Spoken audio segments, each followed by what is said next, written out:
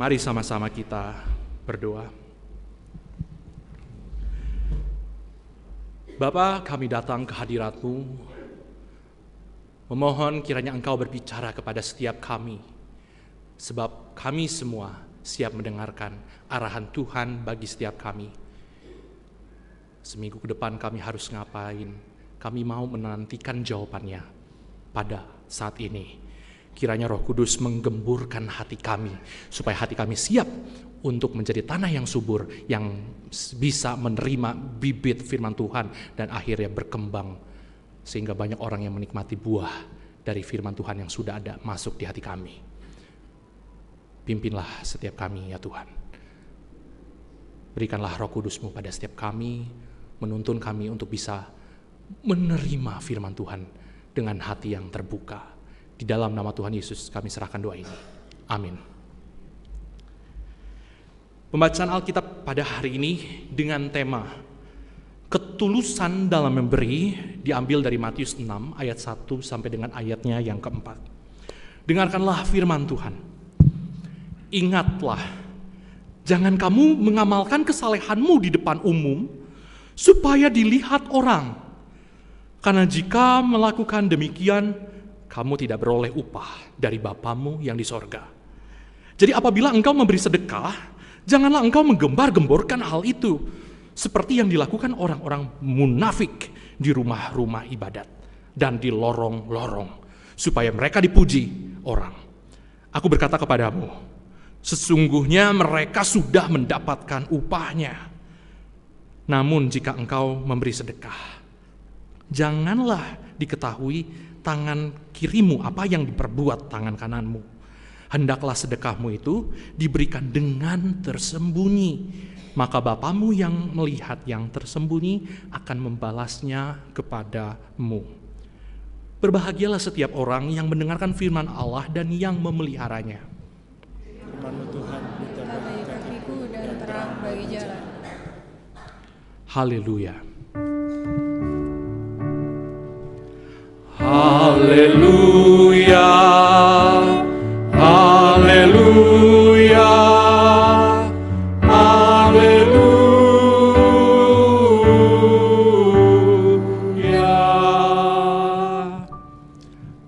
Silakan. Shalom Bapak Ibu Saudara sekalian. Selamat pagi jelang siang. Susah ya mau jawabnya apa, pagi jelang siang ya. Hari ini kita akan membahas temanya apa? Ketulusan dalam memberi. Kalau saya bisa lihat nih, kalau ngomong memberi, mungkin yang di kepala Bapak Ibu Saudara sekalian, wah khotbahnya nyuruh kita persembahan. Atau mungkin ada yang berpikir, wah khotbahnya tentang sedekah nih. Atau mungkin ya memberi itu adalah hal yang baik, memberi itu adalah hal yang wajib, berkenan di hadapan Tuhan dan lain-lain. Mungkin Bapak Ibu Saudara sekalian berpikir seperti itu. Gak salah. Tapi kalau di benak saya, kata memberi itu sangat amat unik. Kenapa unik? Perhatikan kalimat ini. Kadang kita bisa memberi, objeknya sama, kegiatannya sama memberi, tapi kalau dilakukan istilahnya bisa beda-beda. Sekali lagi ya, memberi itu unik buat saya, karena dengan memberi, objek boleh sama, kegiatannya boleh sama, tapi istilahnya bisa beda-beda. Saya mau contohin di hadapan Bapak Ibu Saudara sekalian sekarang. Tapi sebelumnya saya mau kasih tahu gini deh, saya butuh bantuan 4 penatua yang hari ini tugasnya ngambil perjamuan. Saya minta 4, 2 orang di sini, 2 orang di sana, siapapun. Silakan saling tunjuk, perang sendiri. Nanti kalau saya yang tunjuk gak enak kan? 4 ya, 2, siapapun, gak ada yang direkayasa di sini. Oke, aduh, perasaan saya gak enak. Silakan diatur. Gak usah, gak apa-apa, perempuan-perempuan gak apa-apa. Ngadep ke sana. Oh iya, mohon maaf. Ibu, bapak, enggak sih ibu-ibu, boleh ngadep ke sana. Mohon maaf ya. mohon maaf. Oke, udah lebih enakan. Apa ini? Saya mau tunjukin, ya, memberi itu unik. Ya, objeknya bisa sama, kegiatannya bisa memberi, tapi istilahnya bisa beda. Saya mau minta mic gagang ada? Oh boleh, saya turun ke bawah. Izin ya, saya turun ke bawah dulu. Oh ya benar. Terima kasih. Thank you. Apakah suara saya terdengar? Terdengar. Lupa. Silakan berbaris, boleh. 1, 2, 3, dan 4. Silakan. Oke, silakan. Sekarang saya mau ngasih sesuatu. Ini buat Cici. Oke. Ini saya nggak ada atur posisinya ya. Jadi kalau misalkan ada sesuatu yang kesamaan atau yang membuat begitu, saya minta maaf. Ini bukan sengaja dibuat ya. Ini benar-benar random. Betul random? Betul ya. Oke. Saya mau tunjukin ya. Objeknya uang. Ketika uang ini diberikan kepada seorang siswa atau mahasiswa, tiap bulan dikasih ditransfer karena dia berprestasi dan juga dia mau dibantu sama seseorang, maka uang ini ketika diberikan namanya uangnya apa? Diberi apa?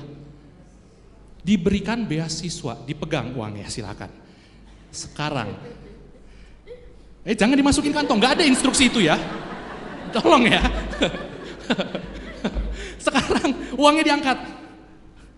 Kalau uang ini dimasukkan ke dalam amplop warna merah, dikasih tiap Imlek kepada orang yang lebih muda, misalkan seperti itu, yang belum menikah misalkan, maka uang ini, silakan dimasukin. Ketika diberikan namanya jadi ngasih, memberi, angpau. Silakan. Sekarang uangnya boleh diambil dulu, angpaunya dipegang, oke? Ya, kalau misal dikasih boleh situ, oke? Sekarang uangnya udah dipegang, oke? Ketika uang ini dimasukkan ke dalam amplop warna putih, dikasih kepada orang yang sedang berduka atau orang yang sedang meninggal, uang itu diberi, silakan diberi. Aduh, saya udah bilang di awal ya, ini nggak ada yang ngatur kan? Namanya memberi PayPal. Nah, Tante Riana. Kalau waktu saya kasih ke Tante Riana, semuanya harus ngasih ke Tante Riana, oke? Sekarang uangnya boleh dikeluarin dulu. Tadi angpaunya di mana? Oke, dipegang. Nanti kita kasih sama-sama ke Tante Riana ya ketika saya kasih instruksi. Boleh dipegang sama saya dulu? Oke. Sekarang terakhir. Uang ini bisa berubah lagi nih, saking uniknya. Ketika uang ini dimiliki sama seseorang yang punya misalkan pekerjaan ya, lalu dia bertemu dengan orang pemerintahan, dia punya proyek, dia punya kesulitan, dan ketika uang ini diberi, ayo kita beri sama-sama, maka uang ini namanya memberi.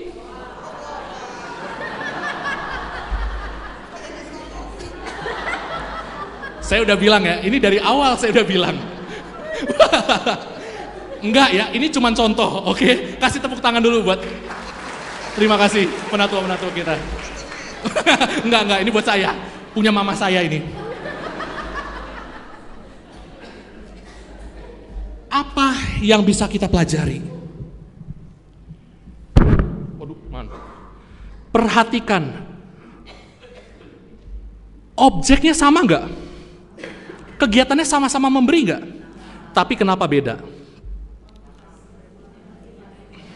Saya udah bisa turun khotbah sekarang. Betul. Karena motivasilah yang membedakan itu semua.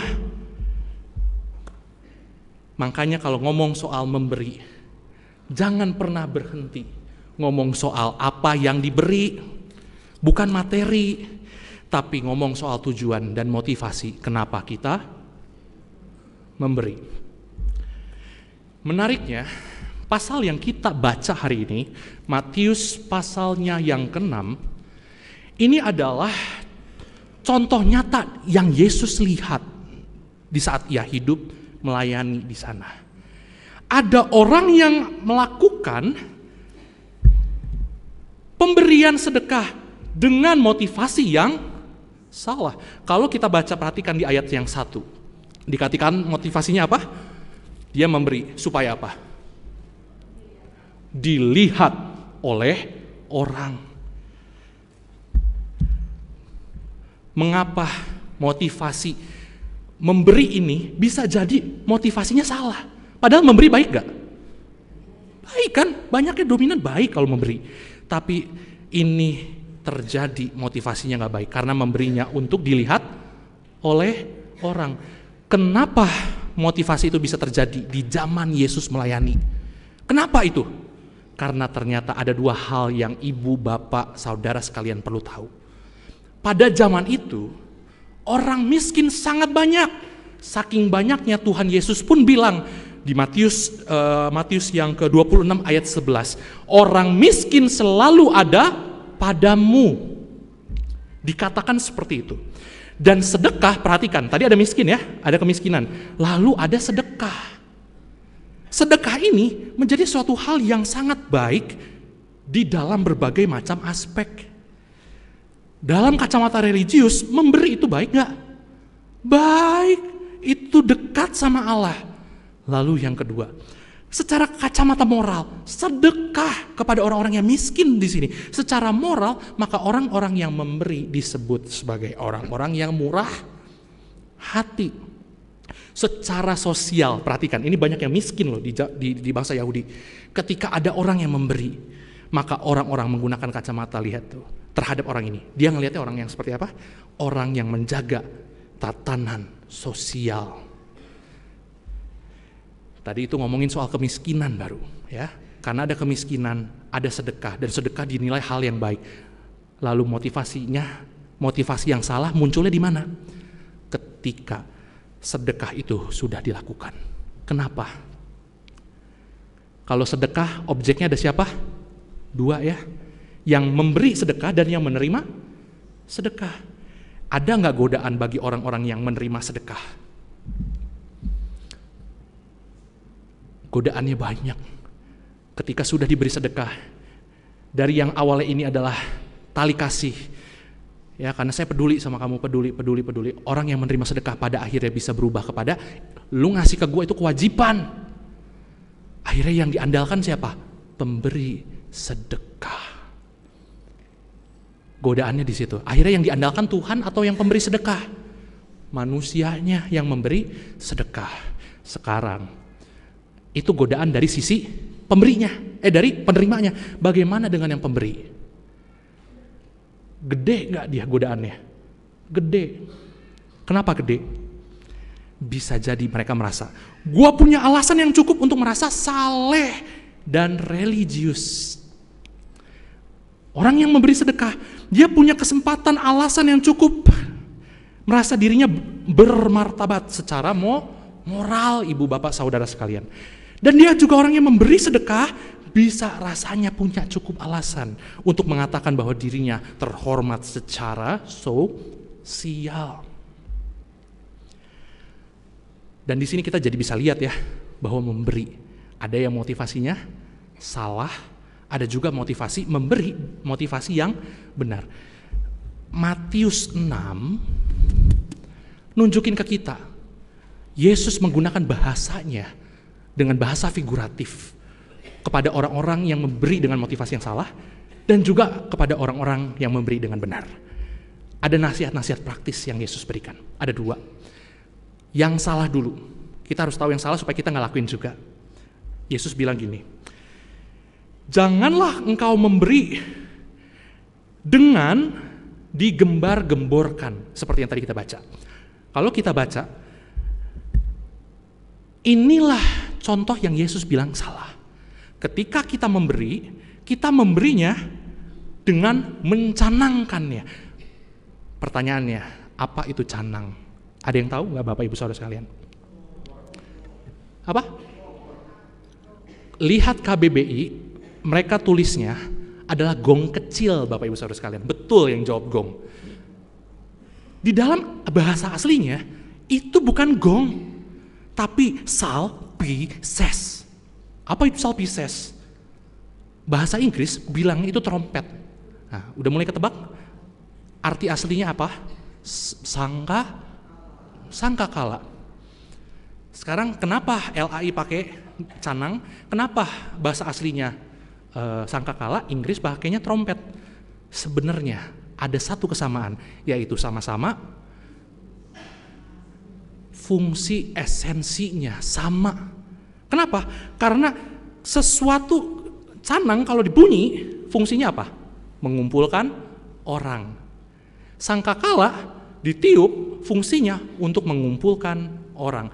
Lalu Yesus bilang motivasi yang paling salah dalam memberi adalah ketika lu ngasih, lu mencanangkannya. Ketika lu ngasih, lu mengsalpiseskannya. Oke? Itu salah. Dan kenapa jangan kita mengsalpiseskan pemberian kita? Mengapa kita jangan mencanangkan, atau di dalam bahasa TB yang 2 bagus ya, menggembar-gemborkannya, karena memang esensi daripada canang dan salpises yaitu sangkakala adalah untuk menggembar-gemborkan gitu ya. Kenapa jangan digembar-gemborkan? Jawabannya adalah apa yang sudah Yesus sampaikan di dalam Alkitab. Yang gembar-gembor tidak akan mendapatkan upah dari Bapa. Tapi dapat upah? Dapat. Perhatikan kalimatnya. Yang gembar-gembor sudah dapat upahnya sekarang, sampai pada akhirnya Bapa sudah gak punya kewajiban untuk memberikan sesuatu kepada setiap kita yang memberi dengan cara mencanangkannya.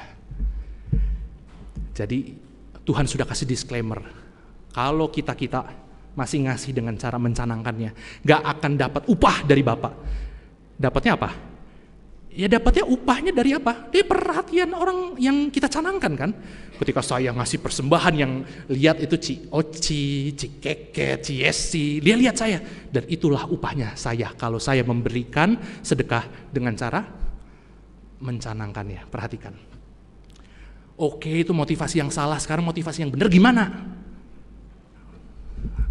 Kalau kita nggak baca, kita nggak tahu. Yesus saranin untuk kita memberilah dengan sembunyi. Firman Tuhan katakan itu. Agak aneh gak ketika mendengar hal yang baik harus disembunyikan? Sedekah baik loh, kenapa disembunyikan? Kenapa? Menurut ibu bapak saudara sekalian, sebagai orang Kristen deh langsung, hal baik harusnya diapain? Didiamkan atau diungkapkan supaya seluruh dunia tahu?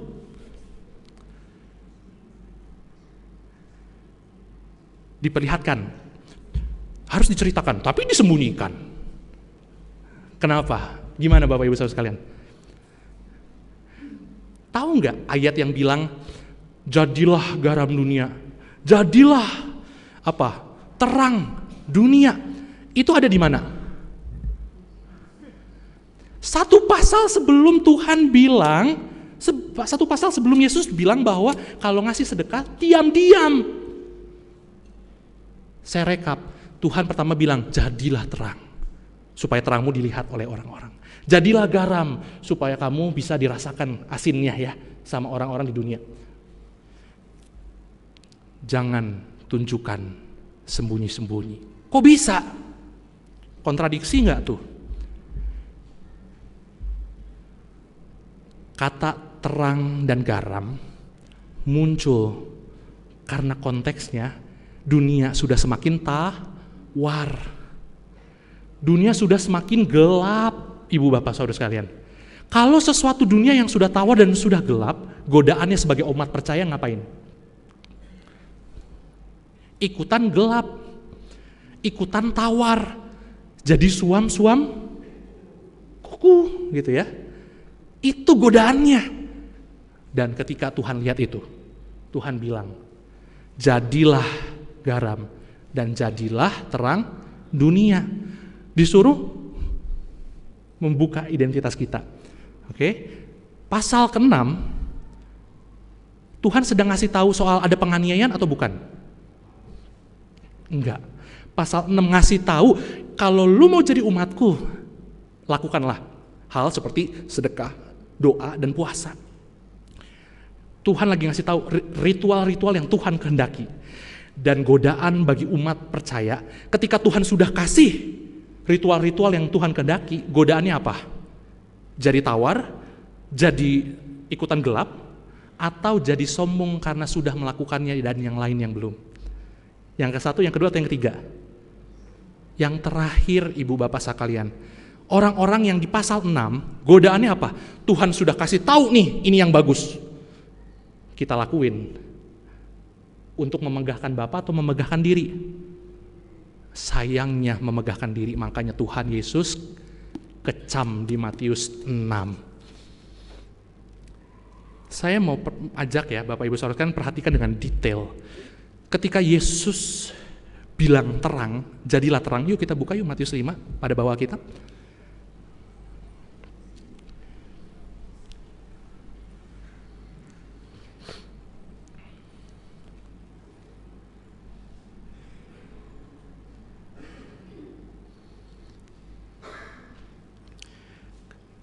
Perhatikan pas ayat yang 13 sampai dengan ayat yang ke-16. Oke. Baca ayat 14 sampai 16. 2, 3. Kamu adalah terang dunia. Kota yang terletak di atas gunung tidak mungkin disembunyikan. Lagi pula, orang tidak menyalakan pelita lalu meletakkannya di bawah tempayan, melainkan di atas kaki pelita, sehingga memberi terang kepada semua orang di dalam rumah itu. Ayat 16, baca bareng-bareng 2, 3. Demikianlah hendaknya terangmu bercahaya di depan orang, supaya mereka melihat perbuatanmu yang baik dan memuliakan Bapamu di sorga. Tujuannya satu, boleh beda-beda tapi tujuannya satu. Baik pasal 5, pasal 6. Yang dimuliakan diri atau Bapa. Jelas. Jangan sampai kita melakukan apapun. Melakukan kebaikan, jadi garam, jadi terang. Tujuannya untuk memuliakan diri. Karena di dalam ayat terang, jadilah garam. Tuhan tambahin dengan sangat detail. Supaya nama Tuhan, supaya nama Bapa yang dipermuliakan. Bukan namanya Jeremy. Bukan namanya ibu bapak saudara sekalian, bukan.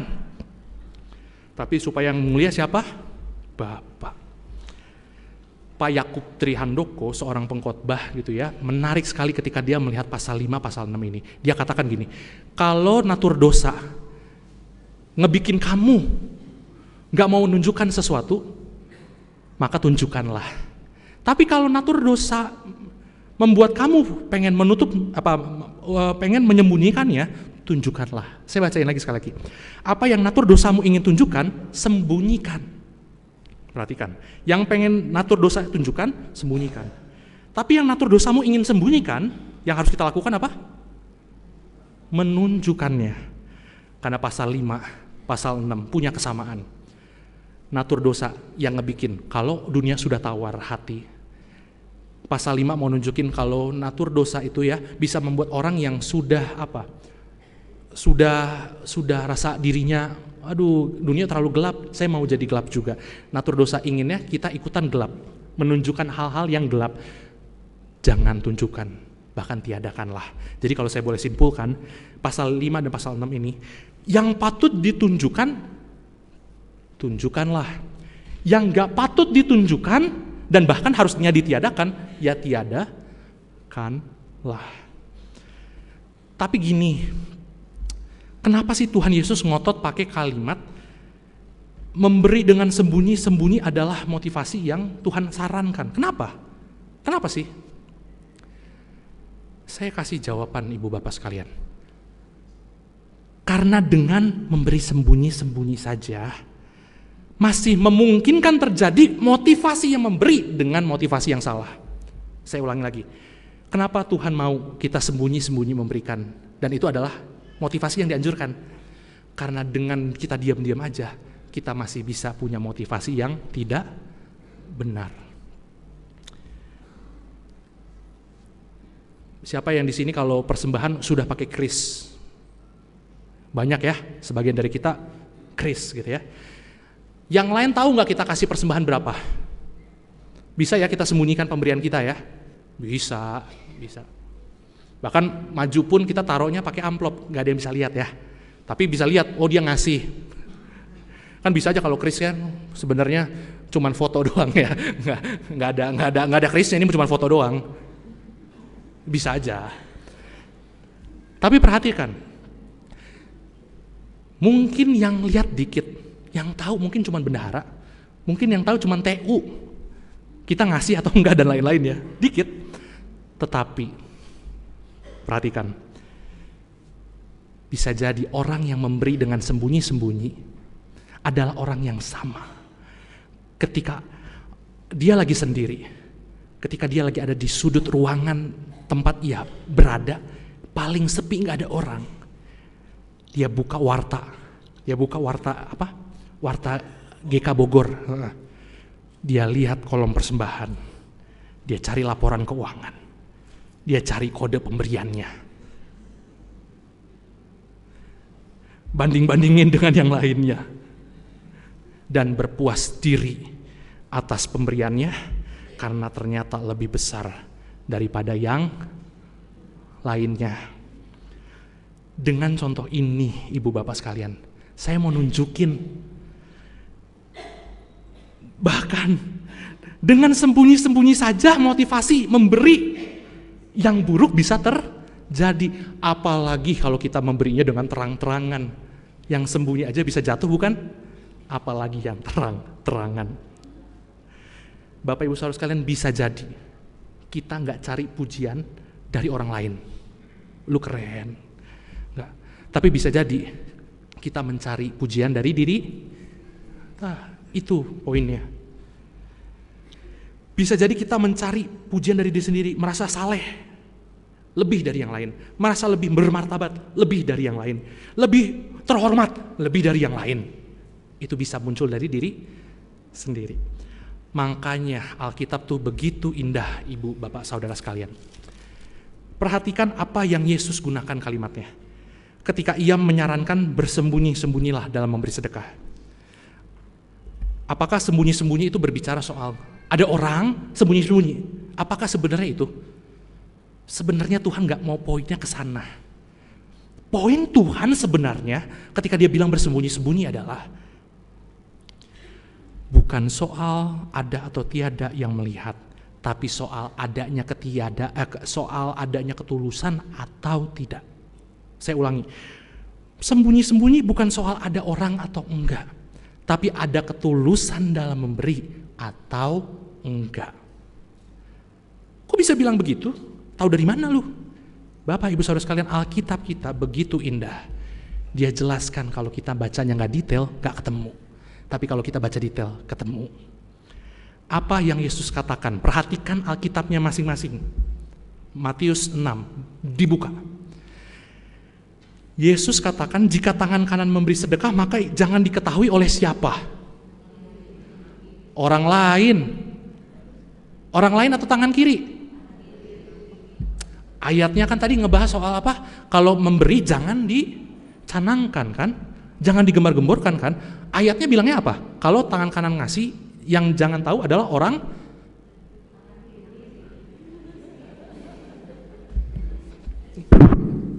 bunyi apa tuh? Keren. Betul ibu bapak sekalian. Yesus bilangnya apa? Kalau kanan kasih, yang jangan lihat siapa? Ada yang tahu kenapa?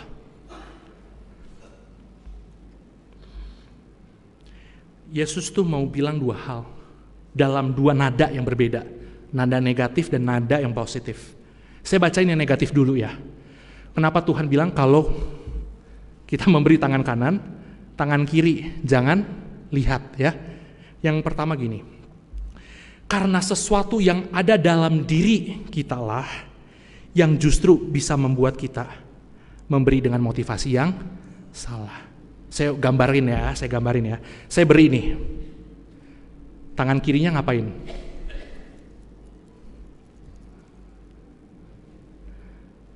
Ini nada negatifnya. Jangan sampai ketika kita memberi sesuatu dalam diri kita lah yang membuat itu jadi motivasinya salah. Lalu nada positifnya apa? Nada positifnya gini. Ketika kita perlu memberi, ya berilah dengan tangan kanan. Berilah dengan cara yang terbaik. Tetapi ingat, ketika tangan kanan memberi, jagalah hati kita. Jangan ketika kita memberi, tangan kiri kita gini, mantep bro, mantep, bagus, yang lain mah kagak kasih, gua mah ngasih. Jangan, harus ada yang dijaga. Itu yang Tuhan Yesus mau maksud. Jadi kenapa bukan tangan kanan kasih, orang lain jangan kasih, jangan lihat. No, karena sesuatu motivasi munculnya dari hati kita, Bapak Ibu Saudara sekalian. Ada penghiburan bagi setiap kita yang memberi dengan tulus. Kabar baiknya ada. Tapi hati-hati, ada peringatan kalau kita memberi dengan tidak tulus. Memberi dengan tidak tulus seperti apa? Saya jelasin hiburan bagi setiap kita yang memberi dengan tulus. Hiburannya apa? Karena yang tulus memberi. Perhatikan kalimat ini, kalimat penting. Yang tulus memberi tanpa ingin dipuji. Apalagi ingin memegahkan diri kalau kita memberi tanpa itu semua. Maka Bapa pasti tidak akan lupa. Bapa pasti cepat atau lambat akan memberikannya pada kita. Tapi setiap kita hati-hati kalau kita memberi supaya kita diberkati. Hati-hati, itu manipulasi. Orang yang dimanipulasi kesel gak? Apalagi Tuhan. Ada satu kalimat terpenting dari khotbah ini. Perhatikan Bapak Ibu Saudara sekalian. Kita memberi bukan supaya diberkati. Kita memberi karena kita sudah diberkati. Sebentar lagi kita akan melakukan perjamuan kudus. Suatu peringatan yang mengingatkan betapa kita telah menjadi penerima pemberian berkat-Nya yang luar biasa. Ini makna dari perjamuan kudus, Ibu, Bapak, Saudara sekalian. Darah-Nya tercurah bagi setiap kita yang mau percaya. Saya mohon dengan sangat, kemanapun Bapak Ibu Saudara sekalian pergi, lihat salib. Lihat perjamuan kudus, altarnya sudah dipersiapkan. Harusnya yang tercabik-cabik darahnya, yang tercurah darahnya, kita sekalian, Bapak Ibu Saudara sekalian. Engkau dan saya. Harusnya kita ngingat itu. Tapi apa yang kita ingat sekarang? Khotbahnya udah berapa lama ya? Soalnya habis ini mau keluar jalan-jalan kemana? Aduh tuh Opik nungguin itu, ya ampun. Yang ada di kepala kita apa? Besok Senin investasi di mana ya? Yang turun yang mana ya? Yang mau diserok yang mana ya? Itu yang kita pikirkan. Sudah belum? Di dalam momen kesempatan ini, yang kita ingat adalah harusnya yang tercurah darahnya, yang tercabik-cabik dagingnya adalah engkau dan saya. Sudah kita bersyukur atas apa yang Tuhan beri? Sudah? Dari mulut sudah.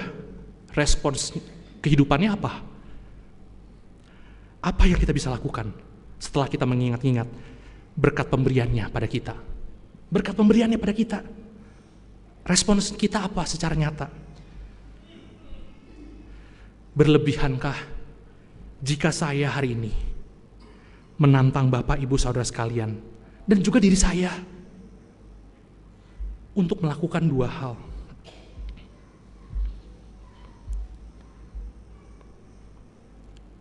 Melakukan apa? Benah-benah hati. Berlebihankah saya? Kalau saya mau ajak Ibu, Bapak sekalian, dan saya sendiri untuk belajar menjadi penerima pemberian Tuhan yang bijak. Kalau kita yang pertama, kita punya selalu kecondongan. Yang dimuliakan diri sendiri, bukan Tuhan. Saya mau ajak kita, saya tantang kita untuk melawan itu. Megahkan diri atau megahkan Bapa ya?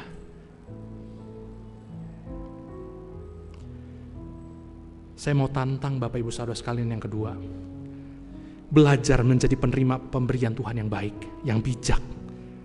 Yang maunya gak cuma nerima yang Tuhan kasih, tapi juga mau belajar menyebarkan apa yang Tuhan kasih, yang Tuhan sudah titipkan kepada setiap kita. Saya mau ajak kita semua mengambil sikap berdoa.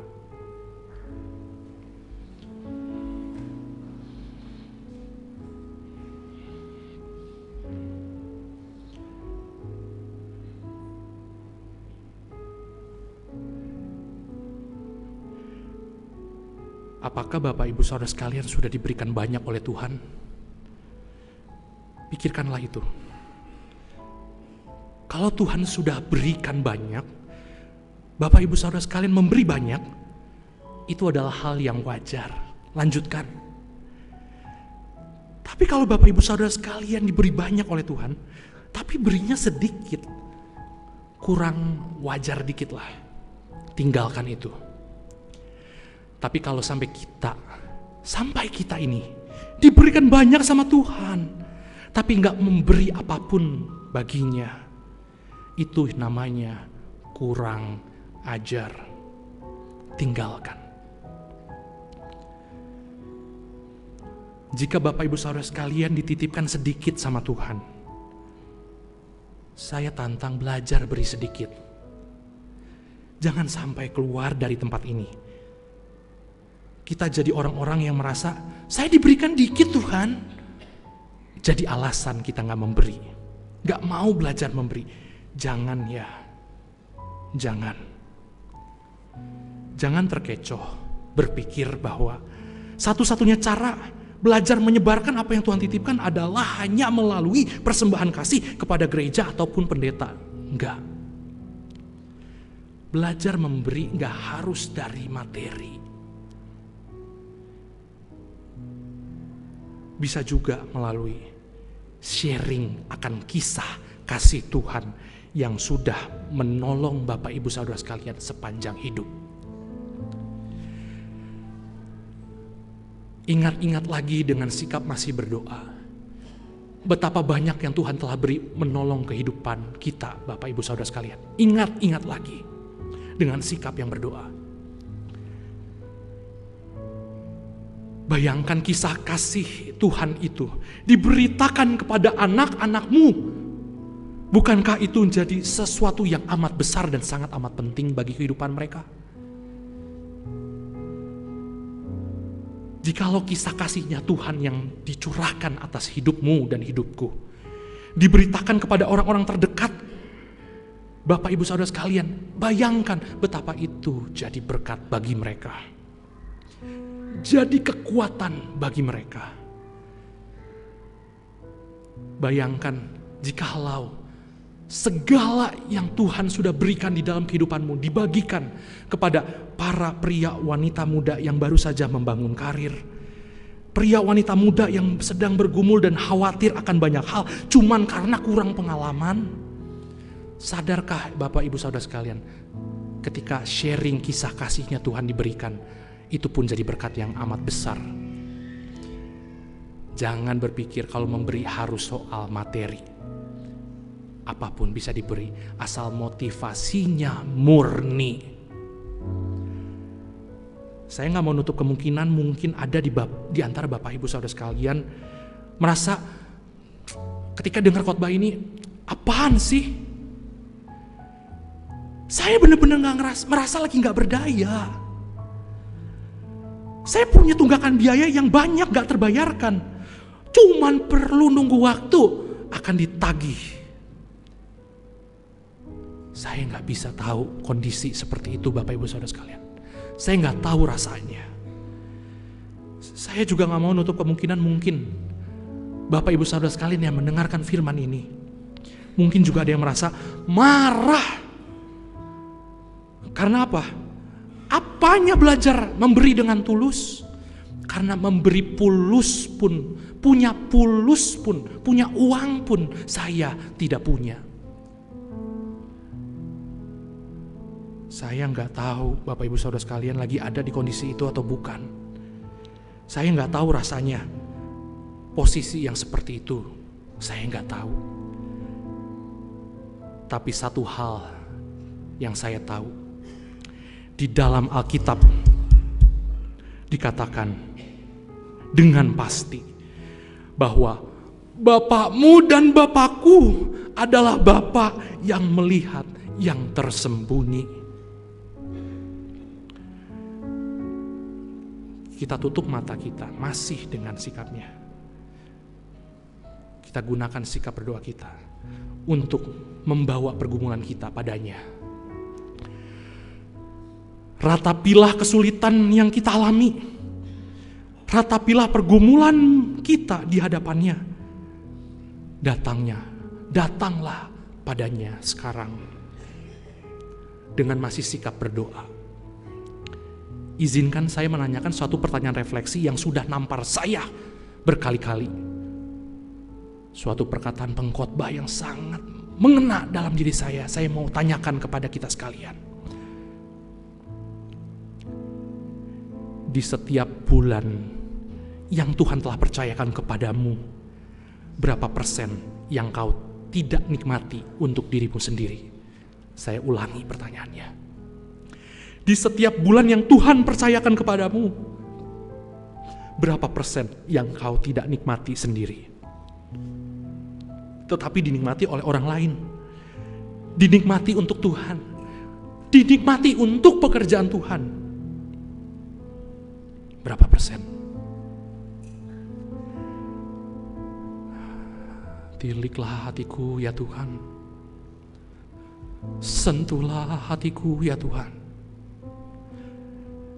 Gelisahkanlah aku atas persentase yang hanya aku nikmati untuk diriku sendiri. Gelisahkanlah aku. Tapi tenangkanlah aku atas persentase yang tidak kunikmati untuk diriku sendiri. Untuk orang lain, untuk Tuhan, untuk pekerjaannya. Ampunilah kami yang selalu khawatir akan hari esok ya Tuhan. Kuatkanlah iman kami supaya kami bisa percaya bahwa Sang Bapa yang melihat yang tersembunyi akan membalasnya kepada kami tepat pada waktunya. Sekali lagi saya mau sampaikan, saya menantang setiap Bapak Ibu Saudara sekalian yang menyaksikan firman ini, mendengarkan firman ini. Atas dasar otoritas firman Tuhan saya tantang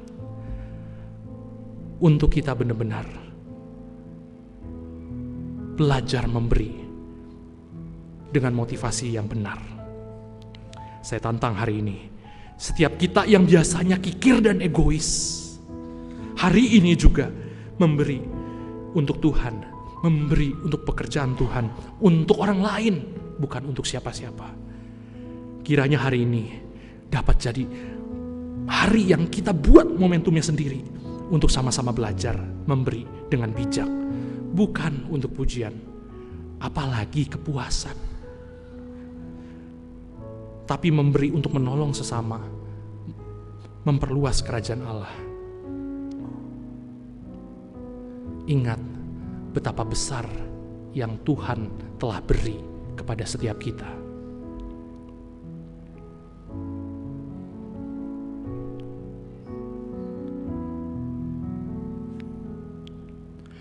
Sudahkah yang terbaik ku berikan kepada Yesus Tuhanku?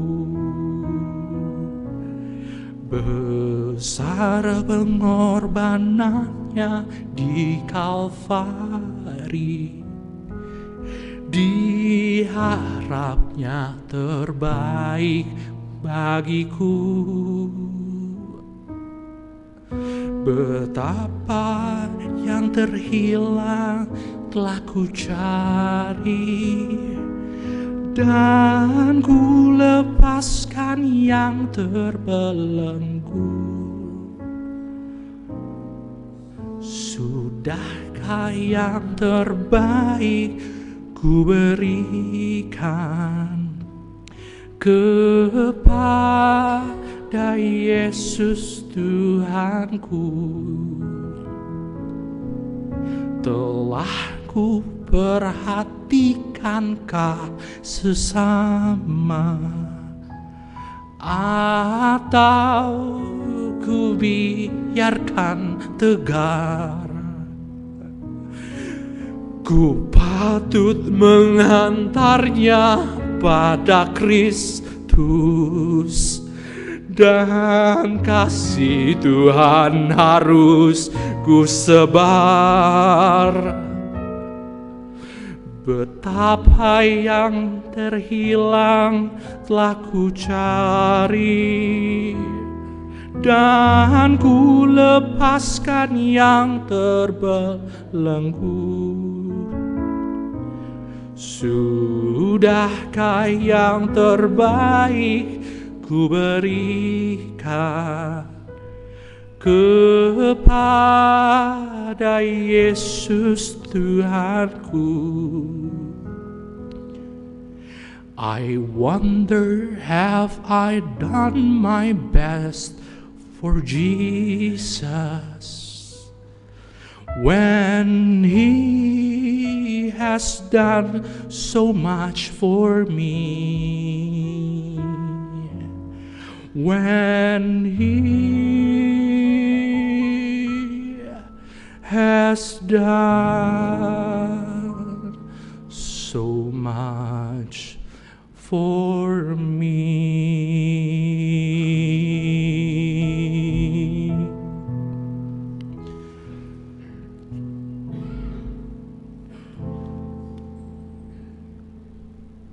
Tuhan Yesus memberkati kita sekalian.